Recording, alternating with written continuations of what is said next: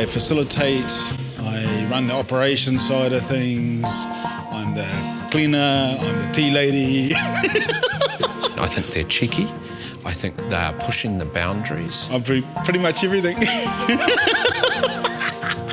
You need that because that's how we get ahead. Everywhere you look, you see the emergence of entrepreneurial thinking.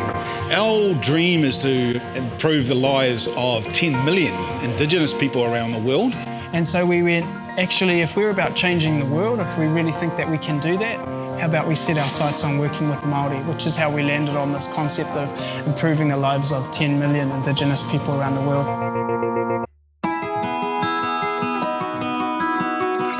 There's this huge thing called the Maori economy, which is emerging, this taniwha, which is waking up, and treaty settlements and Maori trusts needing assistance with growing their financial businesses and enterprises to improve well-being of whānau. And so we were thinking of taking this, which is essentially... We knew about Travis and Shay from other iwi that they've worked with, through other trusts and organisations that they've worked with. They have a pretty impressive and formidable reputation in terms of the mahi that they do to essentially help provide objective advice around what individual iwi might be doing or Māori organisations. So we thought it'd be good for us to have them on board.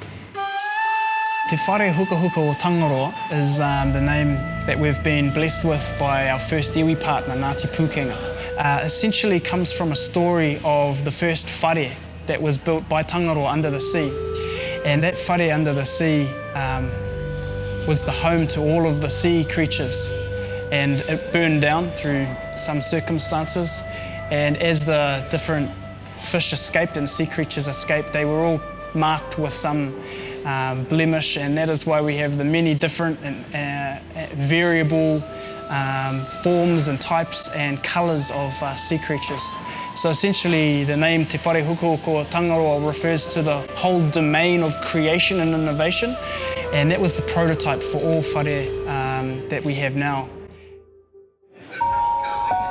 They have a dream, a really passionate dream, and it takes often courage to get it out of moving it from a dream into reality. So that's where people like mentors come around, because a dream plus a plan, in the end equals a vision which a mentor can then work with and help people through the process of achieving that vision. So you got Gary, Dennis and Jim as an external. Yeah, okay. Travis and Shay helped us to do, just some practical, pragmatic things around looking at what's the first domino, they call it, of our strategic priorities, rather than going halfway down the line of dominoes and pushing that domino and missing all the rest in between. Generally what we find with iwi is they're in commodity businesses, and so they're in fishing, forestry, farming. They make their money and it ends at the farm gate. What that means is someone else makes money from the milk or from the forestry product after the farm gate.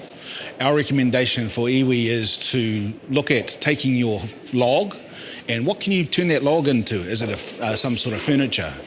Things like how we take a honey product and add the Māori story to it. Or how do we take a product like eel and actually send that into markets where Māori have never played before, which is in the premium space, where people were willing to pay significantly more money for that. Or ginseng. We have a Māori trust we're working with who has pine trees, like Travis mentioned, forestry, and they went, actually, we could grow ginseng under our pine trees, create another revenue stream.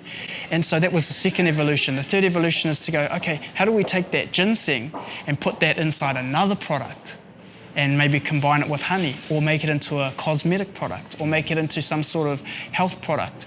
So you're even capturing more value. So it's just about staging that depending on where the iwi's at. It's getting entrepreneurs together to talk to each other, to learn like the actual hot tips and the secret sauce of how they can grow their businesses. Pretty clear that they've got a Māori development unit within Icehouse, which is pretty good. Able to access the big resource of Icehouse, but also stand a little bit independent and be able to work with Māori trust whānau who want to get into business. I think that's a key thing, right? Is how do we help iwi to focus? And the good thing is that these guys have got at least a good base of business now to be able to take all that expertise out into the regions and help our people. And I think that's what's really exciting, is to see a group of people who are really participating not only in our own country Aotearoa, but globally as well. And bringing these Indigenous kind of mindsets, which can be strongly combined with current Western thinking. We came across this whakatauki that had been created by Apirana Mahuika.